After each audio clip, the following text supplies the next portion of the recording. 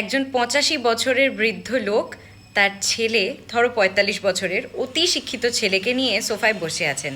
সোফার পাশেই একটা জানলা ছিল আর সেই জানালার পাশেই একটা কাক এসে বসলো। এবার যেই না জানলার পাশে এসে কাকটা বসেছে, এই বৃদ্ধ বয়স্ক লোকটি তার ছেলেকে জিজ্ঞেস করে, এটা কি? তখন ছেলেটা বলে, বাবা এটা কাক। কিছুক্ষণ পর বৃদ্ধ লোকটি আবার তার ছেলেকে জিজ্ঞেস করে, বাবা এটা কি? তখন ছেলেটা আবার উত্তর দেয়, বাবা এটা কাক। তার কিছুক্ষণ পরে কাকটা বসেই আছে। তখন তার বাবা আরও একবার তার ছেলেকে জিজ্ঞেস করে, এটা কি? তখন ছেলেটা একটু খানিকটা বিরক্ত হয়ে বলল, বাবা বললাম তো এটা একটা কাক। আরও বেশ কিছুক্ষণ পর বৃদ্ধ মানুষটা আবারও তার ছেলেকে জিজ্ঞেস করে বসে, এটা কি? তখন ছেলেটা প্রচণ্ড বিরক্ত হয়ে যায়, গিয়ে বলে, বারবার কেন একই কথা জিজ্ঞেস করছো বাবা? বললাম তো এটা কাক, আর কতবার বলবো? তুমি কেন বুঝতে চাইছো না যে এটা একটা কাক?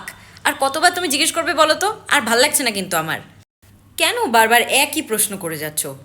এ কথা শোনার পর বৃদ্ধ মানুষটা তার ঘরে যায়, অর্থাৎ বাবা ঘরে গিয়ে সে একটা পুরনো ডায়েরি নিয়ে আসে এবং ডায়েরিটার পাতাগুলো ছিঁড়ে ছিঁড়ে গেছে অলমোস্ট। সেই পাতার থেকে এবার সেই পুরনো ডায়েরির মধ্যে থেকে একটা ছেঁড়া ছেঁড়া পাতা সে পড়ে তার ছেলেকে শোনাতে থাকে। এই ডায়েরিটা আসলে এই বৃদ্ধ মানুষটা প্রতিদিনই ছেলের জন্মের পর থেকে হাতে লেখেন এবং খুবই যত্ন সহকারে ডায়েরিটাকে রেখে দিয়েছিলেন। ডায়েরির ওই ধুলো জমে যাওয়া ছেঁড়া ছেঁড়া পাতাটায় লেখা আছে, এখন আমার ছেলের বয়স 3 বছর। আজ ছেলেকে নিয়ে আমি সোফায় বসে জানলা দেখছি এবং ছেলেকে বাইরের গাছপালা পশু পাখি দেখাচ্ছি। এই সময় একটা কাক এসে বসে এবং আমার 3 বছরের ছোট্ট ছেলে নাই নাই করে 25 বার আমাকে জিজ্ঞেস করে, বাবা এটা কি? বাবা এটা কি? আর আমিও তাকে প্রচণ্ড স্নেহ ভরে ভালোবেসে যত্ন করে 25 বারই ধৈর্য ধরে তাকে সুন্দর করে উত্তর দিই যে বাবা এটাকে কাক বলে, এই পাখিটার নাম কাক।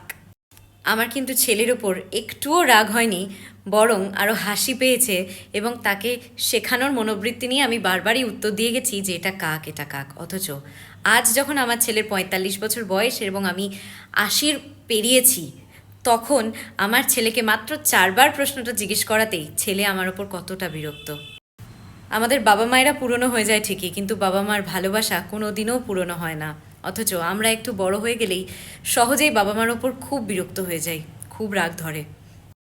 তাই আমরা যতই বড় হয়ে যাই না কেন আর বাবা মা যতই বুড়ো হয়ে যাক না কেন, ভালোবাসাটা একই রকম থাক।